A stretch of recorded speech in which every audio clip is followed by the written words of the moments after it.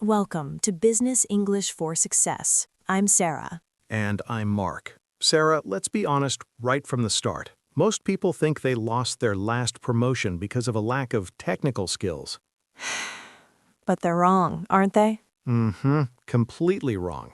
In 90% of cases, it's not what you do, it's how you communicate when things go wrong. It's about that one awkward conversation where you had to give feedback and you blew it. We've seen it happen to brilliant executives. One poorly phrased comment, one too direct email, and suddenly you're labeled as toxic or difficult to work with. Your career just stops. That's a nightmare. And that's exactly why we're here today. We aren't just teaching you English, we're giving you the master key to constructive feedback. In this 30-minute deep dive, we are solving the pain of silence. We'll show you how to transform a potential confrontation into a massive professional win using easy business English that sounds like $1 million. And stay with us until the very end. We've included a crisis script in part 10 for when a feedback session turns emotional. If you leave now, you're leaving your professional reputation to chance. No one wants that. Mark, let's open part 1 with the ghost of bad feedback. Okay, Sarah, everyone knows the sandwich method. Praise, criticize, praise. Does that even work anymore in a global office?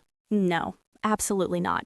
In fact, most modern leaders hate it. It feels manipulative. People are waiting for the but, and they ignore the praise entirely. Oh, wow. So if the sandwich is dead, what are we using to stay professional without being fake? We use the precision growth approach. Instead of hiding the truth, we use high-level linguistic bridges. For instance, instead of saying, "I have a problem with your work," we say, "I'd like to share some observations regarding the recent project trajectory." Observations regarding the project trajectory. That sounds like I'm analyzing a map, not attacking a person. Exactly. It's clean, it's objective. Now, Mark, imagine you're my colleague and you've missed a crucial deadline. If I say you're late again, how do you feel? Defensive. Annoyed. I'd probably start making excuses about my heavy workload. Right. Now listen to this. Mark, looking at our current timeline, I've noticed a slight misalignment in the delivery phases. I want to ensure we maintain our momentum. How can we address these bottlenecks together? Wow, I can't even be mad at that. You used misalignment instead of mistake, and momentum instead of deadline. It feels like you're helping me win. That is the power of executive presence. You aren't just speaking English, you are managing the energy of the room. I see. But Sarah, we have to talk about the elephant in the room. What if the colleague is actually underperforming and it's affecting the whole team? That brings us to a very heavy topic, giving feedback when the stakes are high. But before we reveal that, Mark, let's warn the viewers. Part 2 is where most people fail because they use the wrong action verbs. Action verbs? Tell me more. In part 2, we move from what happened to why it hurts the business. In a global corporation, nobody cares about your feelings. They care about impact. True. So true. If it doesn't affect the bottom line, it's just complaining. Exactly. So we use the phrase, the downstream effect of this is, or this has a direct correlation to our client's confidence. Downstream effect. That is a high-level phrase. It sounds like you have a 30,000-foot view of the company. It does. Let's role play. Mark, you're a junior manager. You've been too hands-off with your team, and they are confused. Hey, Sarah, I'm just giving them freedom. I appreciate your commitment to autonomy, Mark. However, I've observed that a lack of structured guidance is beginning to impact the team's output consistency. To mitigate this risk, I'd suggest implementing a weekly touchpoint. Let me break that down. You used autonomy, giving me credit, then you used output consistency, a professional metric, and finally, mitigate this risk. Yes, mitigate risk is a phrase that every CEO loves. It shows you aren't just talking, you are problem solving. I wish I knew these phrases 5 years ago. I used to just say, you need to talk to your team more. That sounds so childish now. We all start somewhere, but remember, the way you deliver this is just as important as the words. You need a calm, steady pace. Not too fast. Let the impact sink in. This is gold, Sarah, but I'm thinking about our viewers who are afraid of their bosses. Giving feedback upward is terrifying. Is that even possible? It's not just possible, it's necessary. In Part 3, we are going to dive into the most requested topic on this channel, managing up. How to give feedback to your boss without getting fired. Now that is something no one should miss. If you think giving feedback to a peer is hard, wait until you see the scripts for a difficult manager. Okay, Sarah, we are entering dangerous territory. Giving feedback to the person who signs your paycheck. Is this even safe? It's not just safe, Mark. It's a hallmark of a high-potential employee. Managers aren't perfect, but, and this is a big but, you cannot use the same language you use with a peer. So no, I noticed a misalignment with the CEO? Probably not. With superiors, we use the strategic partnership tone. We frame our feedback as a way to help them achieve their goals. I see. Give me a real-world scenario. Let's say my manager keeps changing the project requirements at the last minute. It's killing the team's morale. That's a classic pain point. Instead of saying, "You are disorganized," you say this: "I'd like to provide some upward feedback regarding our recent workflow adjustments. I want to ensure the team can maintain peak performance and deliver the highest quality results." Wow, upward feedback and peak performance. You're making it about the results, not their personality. Exactly. And then follow up with, "I've noticed that shifting requirements late in the cycle can sometimes lead to resource strain. Would it be possible to establish a final review milestone earlier in the process to safeguard our output?" You used resource strain instead of stress, and safeguard our output instead of not failing. That is incredibly professional. It's about being a partner in success. When you use phrases like, "I'm sharing this to ensure our department's objectives are met," no manager can be angry at you. They see you as a leader. But Sarah, what if the boss is, well, defensive? Some bosses just don't want to hear it. 10, you use the evidence-based approach. We'll talk about that script in a later part. But first, we need to talk about something even more awkward than talking to your boss. More awkward than that? What could it be? Giving feedback to someone who is actually your friend at work. Oh, that's the hardest one. You don't want to lose the friendship, but the work is suffering. Exactly. Stay tuned for Part 4, because we're going to show you how to draw a professional line without hurting the personal bond. It's a delicate dance, Mark, and most people step on toes. Sarah, this is a tough one. I have a friend at work. We grab coffee every day, but lately their attention to detail has, well, vanished. I'm the one fixing their mistakes. Oh, that is a silent career killer. If you don't say anything, you burn out. If you say it wrong, the friendship is over. Exactly. I don't want to sound like the boss, but I need the work done right. The key here is role switching. You have to verbally signal that you are changing from friend Sarah to professional Sarah. Wait, how do you do that without it being weird? You start like this: "Mark, I really value our working relationship, and because I respect you as a professional, I want to be transparent about something I've observed in our current project." Value our working relationship and respect you as a professional. It sets the stage for a serious talk. Then you be direct but soft. "I noticed some inconsistencies in the final dataset. Since we always aim for excellence, I wanted to bring this to your attention before it reaches the final review." Oh, thanks, Sarah. I've been so busy lately, I guess I missed those. See? You're protecting them from a bigger mistake later. Use phrases like, "in the interest of our shared goals," or "to maintain the high standard we've set." It's like you're doing them a favor. You aren't reporting them, you're supporting them. That's the easy business English way. It keeps the office environment green and productive. Mm-hmm. But what if they get defensive anyway? Like, why are you checking my work? That is exactly why you need to stay until part 5. We're going to discuss the pivot technique, how to turn a defensive reaction into a collaborative solution in less than 30 seconds. 30 seconds? Now that's a skill every global professional needs. I'm not going anywhere. Neither should our viewers. This next part is where the real management magic happens. Okay, Sarah, let's talk about the nightmare scenario.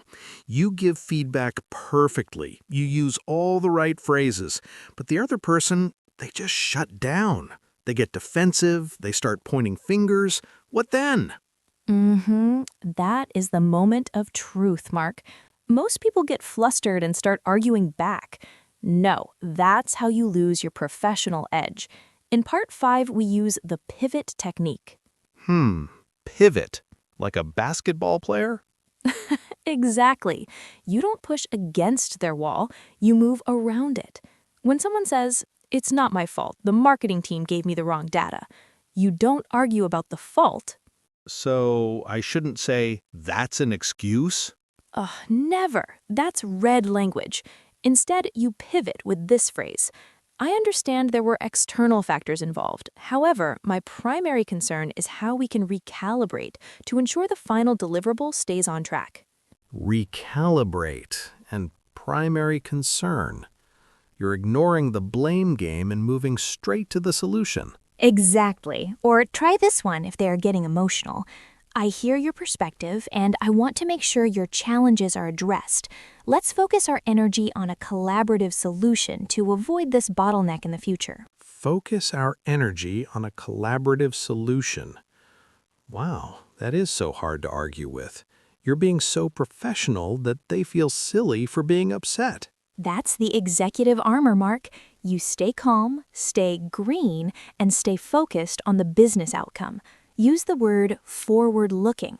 For example, let's keep our discussion forward-looking so we can mitigate these risks effectively. I see. It's about not letting the conversation sink into the past. But, Mark, there's a secret level to this. What happens when you're dealing with someone from a completely different culture? Some cultures think direct is honest, while others think direct is rude. Oh, the cultural trap. I've fallen into that one many times. Well, don't move an inch, because in part 6, we're going to reveal the Universal Feedback Protocol, the set of phrases that work in London, Tokyo, New York, and Singapore without offending anyone. Now that is a global survival guide. Let's dive into that immediately. Sarah, I once gave feedback to a colleague in Asia, and they didn't say a word. I thought they agreed. Later, I found out they were deeply offended, but were saving face. I felt terrible.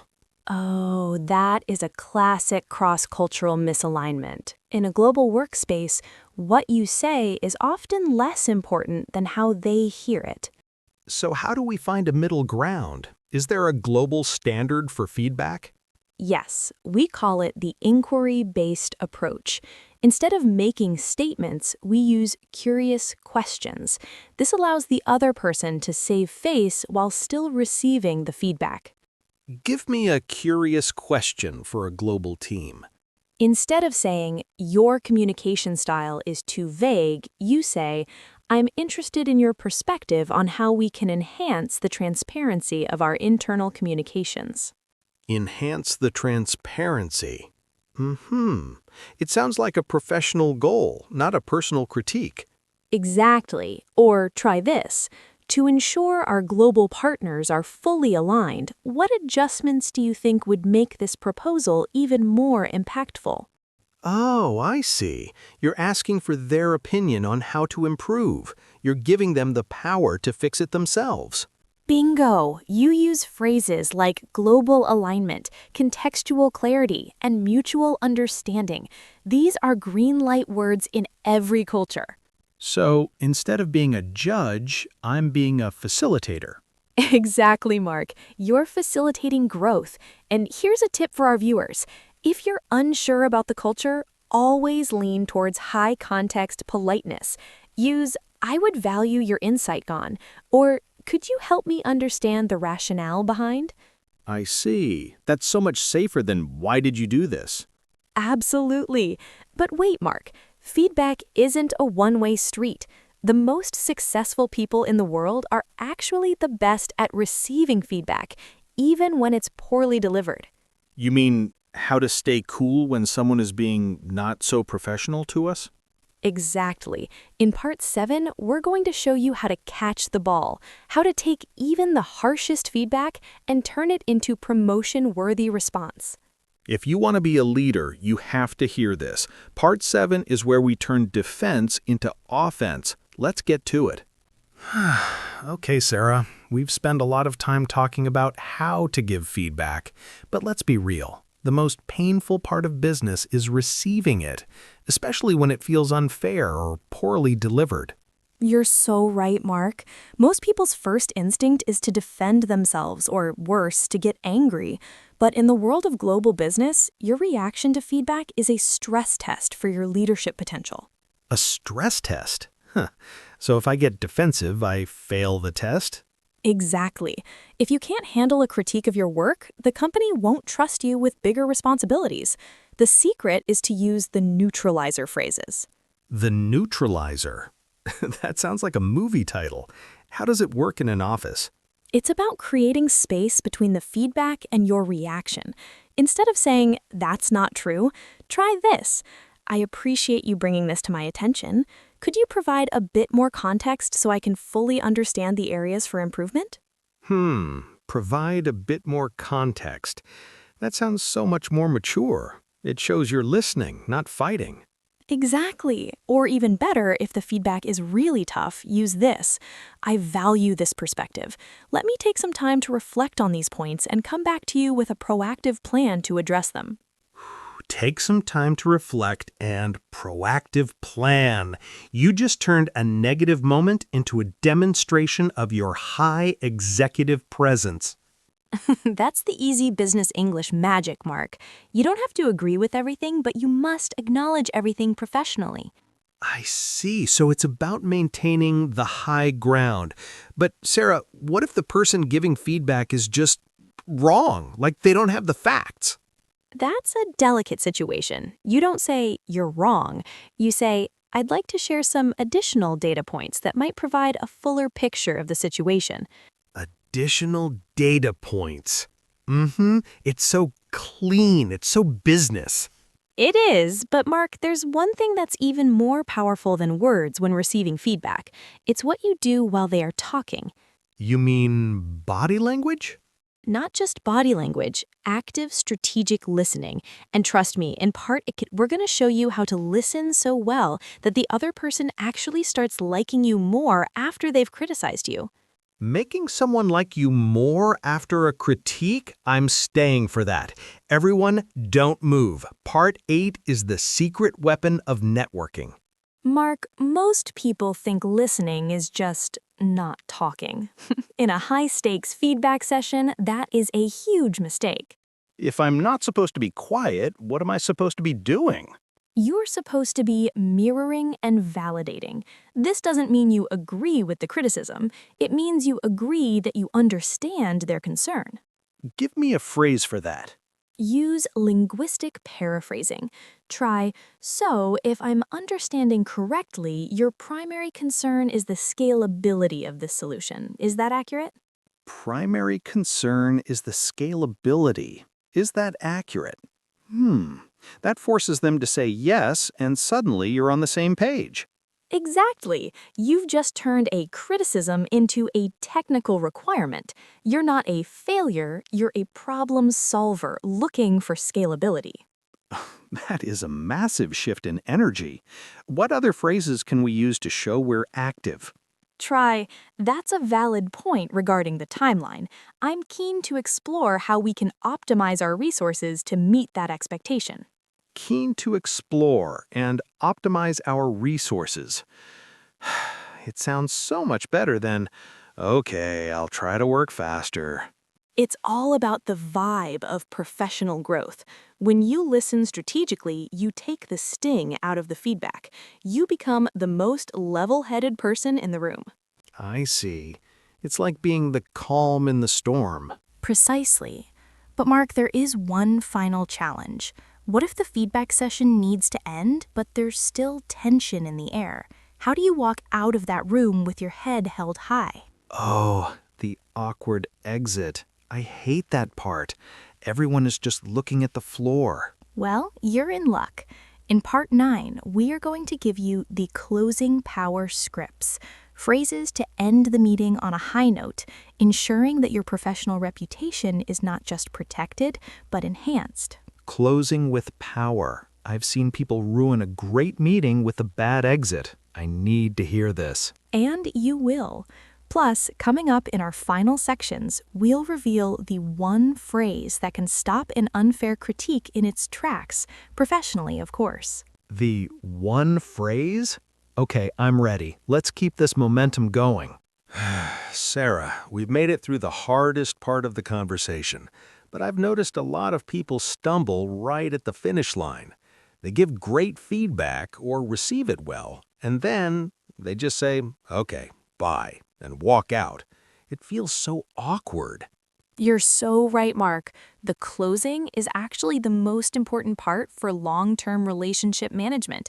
You need to leave the room with a sense of forward momentum. Forward momentum. Does that mean we need to summarize everything? Exactly, but do it with executive brevity. Use phrases like, to wrap up our discussion, I'm glad we've aligned on the key action items. I'm confident that these adjustments will significantly enhance our project's trajectory. Aligned on the key action items and enhance the trajectory. That sounds like we just finished a strategic planning session, not an awkward feedback meeting. Precisely. It's all about the collaborative seal. Another great phrase is, I appreciate the transparency today. Let's touch base in 2 weeks to review our progress and ensure we're staying on track with these new benchmarks. Wow, appreciate the transparency and staying on track with benchmarks. You're not just ending the meeting, you're setting up a system for success. It shows you're committed to their growth. Absolutely. And if you were the one receiving the feedback, you should close with, thank you for the constructive insights. I'm eager to incorporate this feedback to elevate the quality of my future contributions. Elevate the quality of my contributions. That is such a green way to end. It leaves the other person feeling like they really helped you. But Mark, we promised them something special. We promised the golden script for the most difficult, most emotional, and most unfair situations. Oh, the crisis script. I've been waiting for this. It's coming up in part 10. If a feedback session turns into a he said, she said battle, or if someone gets truly upset, you need this specific 3-step script to save your reputation and the project. Don't go anywhere, everyone. Part 10 is the emergency toolkit every global professional must have. Okay, Sarah, let's get real. Sometimes, despite our best efforts, a feedback session goes south. Someone gets angry, starts blaming others, or even starts crying. What do we do then? First, Mark, we stay the anchor. You cannot get emotional just because they are. We use the de-escalation pivot. The anchor. Give me the first step of the golden script. Step 1. Validate without agreeing. Say, I can see that this is a sensitive topic and I value your passion for the project. However, to find a productive path forward, we need to focus on the objective data. Value your passion, but focus on objective data. You're being kind, but you're not letting them off the hook. Step 2. The time out. If the emotion is too high, use this. I think it would be beneficial for both of us to take some time to process this information. Let's reconvene tomorrow morning when we can discuss the next steps with a fresh perspective. Wow, Reconvene with a fresh perspective. Oh, that is a lifesaver. It stops the fire before it spreads. And step 3, reframing the goal. Finish with, our shared objective is the success of this team. Let's focus our upcoming session on how we can align our efforts to reach that goal together. Oh, it always comes back to the team and the goal. It's never personal. Exactly. That is how you handle a crisis like an executive. You don't use red language like calm down or you're being emotional. You use green language like productive path forward and shared objective. I see. Sarah, this has been an incredible journey. I feel like my business English vocabulary just grew by 1,000%. I'm so glad, Mark. But before we sign off, we have one final summary to ensure our viewers can apply this tomorrow morning. We've covered a lot today, from shifting your mindset to growth, to handling defensive colleagues, and even giving upward feedback to your boss. And the core lesson is, business English is more than just words. It's about strategic communication. Exactly, Mark. Remember, the phrases we taught you today, like mitigate risk, project trajectory, and forward-looking, are not just fancy words. They are the language of global leaders. If you use these phrases, people will stop seeing you as someone who speaks English and start seeing you as someone who leads. That is our goal here at Business English for Success, to help you bridge the gap between where you are and where you want to be in your career. If you found this 30-minute masterclass valuable, please hit the like button and share it with a colleague who needs to hear this. And don't forget to subscribe. We are building a global community of professionals who believe in easy business English for real-world success. I can't wait for our next conversation, Sarah. What are we tackling next time? It's a secret for now, but let's just say it involves the art of high-stakes negotiations. Oh, I'm definitely not missing that. Neither should you. Thank you for watching. I'm Sarah. And I'm Mark. See you in the next one.